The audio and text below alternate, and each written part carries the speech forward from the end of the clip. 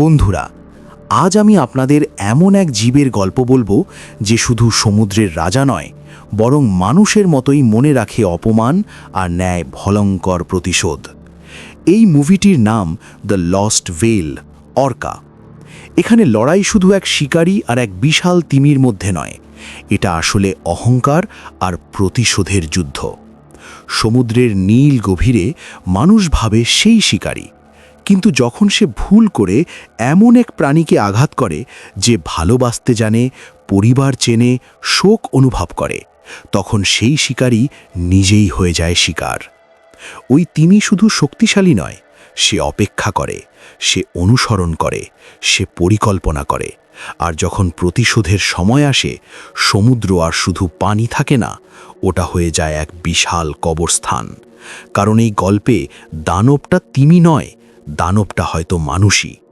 আর শেষে প্রশ্ন একটাই, সমুদ্র কি সত্যি কারো, নাকি আমরা সবাই সেখানে কেবল অতিথি, যাদের সময় ফুরালে ঢেউ নিজেই হিসেব বুঝে নেয়? ঘন কুয়াশায় ঢেকে থাকা সমুদ্র, চারপাশে শুধু ঢেউয়ের শব্দ আর নোলানের শ্বাসের ভারী আওয়াজ। নোলান হারপুনটা শক্ত করে ধরে, তার চোখে শিকারীর ঠান্ডা হিসেব।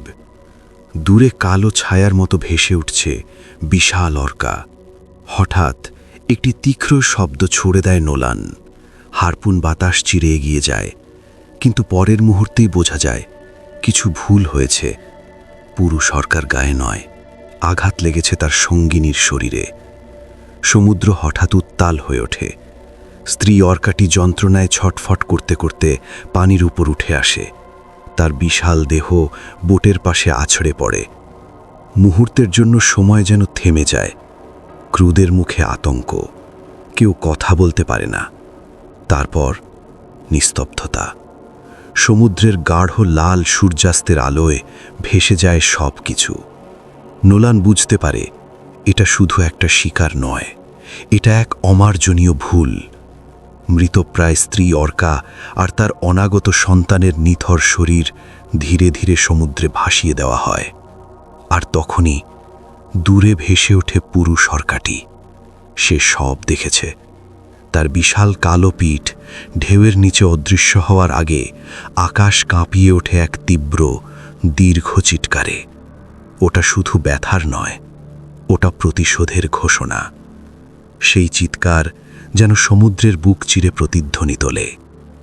এখন থেকে শিকার আর শিকারী বদলে গেছে। ক্যামেরা ধীরে ধীরে জুম আউট করে। অন্ধকার সমুদ্র, আর তার নিচে ভেসে বেড়ানো এক ছায়া যে অপেক্ষা করছে। সমুদ্রের ধারে দাঁড়িয়ে রিচেল শেষবারের মতো নোল্যানকে বলেছিল, অর্কা মাছ নয়, এটা একটা স্তন্যপায়ী প্রাণী। এদের মস্তিষ্ক জটিল, স্মৃতি দীর্ঘস্থায়ী, আর আবেগ মানুষের মতোই গভীর। কিন্তু নোল্যান তখনও বিষয়টাকে কেবল শিকার হিসাবে দেখছিল। সে বুঝতে পারেনি এটা আর শিকার নেই, এটা এক বুদ্ধির যুদ্ধ।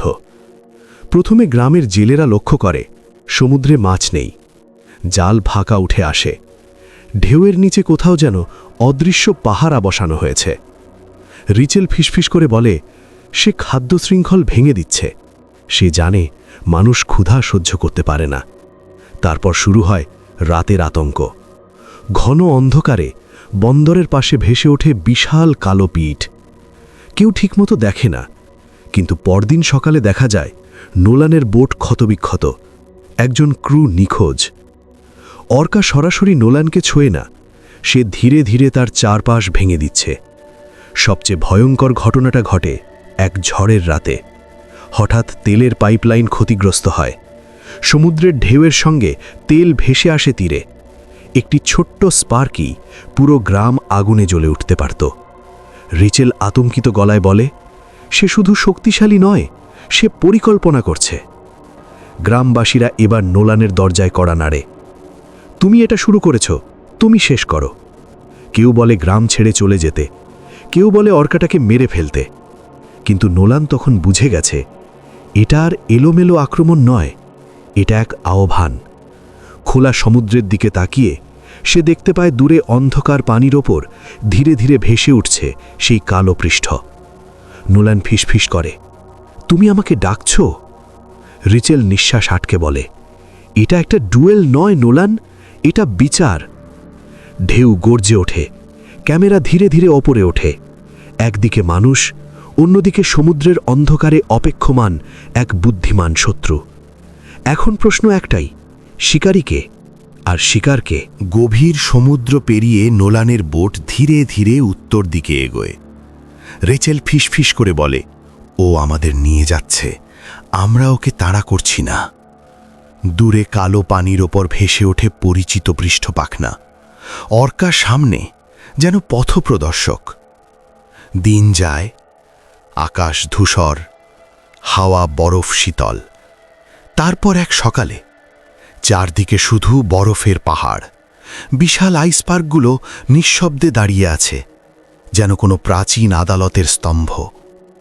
নোলান বুঝতে পারে এটা তার শিকার ক্ষেত্র নয়, এটা অর্কার রাজ্য, আর তার জ্বালানি প্রায় শেষ। বরফের রাজ্যে শুরু হয় চূড়ান্ত খেলা। প্রথম আঘাত আসে নিচ থেকে, বোট কেঁপে ওঠে, কাঠ আর লোহার গায়ে ফাটল ধরে। অর্কা সরাসরি আক্রমণ করছে না, সে হিসেব করে আঘাত করছে, একটু একটু করে বোটকে দুর্বল করছে। আর একটি ধাক্কা, একজন ক্রু সমুদ্রে পড়ে যায়। কেউ তাকে আর দেখতে পায় না। রেচেল চিৎকার করে ওঠে, সে আমাদের ঘিরে ফেলেছে। বরফের চাইগুলো ধীরে ধীরে সরে এসে বোটকে আটকে দেয়। এটা আর দুর্ঘটনা নয়, এটা কৌশল। শেষ আঘাতে বোট প্রায় ভেঙে যায়। নোলান লাফ দিয়ে এক বিশাল আইসবার্গের ওপর উঠে পড়ে। চারদিকে সাদা শূন্যতা, নিচে কালো অসীম জল। সে নিঃশ্বাস নিতে থাকে, হাত কাঁপছে। চারপাশে আর কেউ নেই। হঠাৎ পানির নিচে নড়াচড়া, অর্কার ছায়া বরফের নিচ দিয়ে ঘুরছে। এক মুহূর্তের জন্য সব নিস্তব্ধ। তারপর বিশাল এক লেজের আঘাত, বরফের স্তর ফেটে যায়। ফাটল দ্রুত ছড়িয়ে পড়ে। নোলান ভারসাম্য হারায়। বরফ ভেঙে নিচে খুলে যায়, আর সে পড়ে যায় বরফ শীতল জলে। উপরে ভাঙা বরফের টুকরো ভাসছে, নিচে অন্ধকারে ঘুরছে এক বিশাল ছায়া। নোলান বুঝতে পারে এটা শুধু প্রতিশোধ নয়, এটা বিচার সম্পন্ন করার মুহূর্ত। ক্যামেরা পানির নিচে ডুবে যায়। দেখা যায় মানুষ আর অর্কা মুখোমুখি, একজন ক্লান্ত অনুতপ্ত শিকারী আর একজন আহত কিন্তু অদম্য বুদ্ধিমান প্রাণী। তারপর পানি ঘোলা হয়ে যায়, স্ক্রিন কালো। শুধু শোনা যায় দূরে ভেসে আসা এক দীর্ঘ বিষণ্ণ শব্দ। সমুদ্র আবার নিস্তব্ধ। বরফ শীতল পানির নিচে সময় যেন থেমে গেছে। নোলান মরিয়া হয়ে ওপরে ওঠার চেষ্টা করে, কিন্তু সামনে ভেসে ওঠে সেই পরিচিত ছায়া, অর্কা। এক মুহূর্তের জন্য তারা মুখোমুখি। চারদিকে নীল কালো অন্ধকার, ওপরে ভাঙা বরফের ফাঁক দিয়ে আসা ফিকে আলো। নোলানের চোখে আর ভয় নেই, আছে উপলব্ধি। সে বুঝতে পারে এটা দুর্ঘটনা ছিল না, এটা ছিল অন্যায়, আর এই গভীর শীতল জলই তার প্রায়শ্চিত্ত। অর্কাটি ধীরে ধীরে কাছে আসে। কোনো তাড়াহুড়ো নেই, কোনো উন্মত্ততা নেই, শুধু স্থির গভীর দৃষ্টি। তারপর এক শক্তিশালী টানে নোলান অন্ধকারের দিকে হারিয়ে যায়। পানির ওপরে বরফের টুকরো ভাসতে থাকে। ঝড় থেমে গেছে। কিছুক্ষণ পর দেখা যায় বরফের নিচ দিয়ে বিশাল ছায়াটি ধীরে সাঁতরে দূরে চলে যাচ্ছে। কোনো বিজয়ের উল্লাস নেই, কোনো গর্জন নেই। সে জিতেছে, কিন্তু তার পরিবার নেই, তার সঙ্গিনী নেই, তার অনাগত সন্তান নেই। বরফের রাজ্যে সে এখন একা। ক্যামেরা ধীরে ধীরে উপরে উঠে আসে।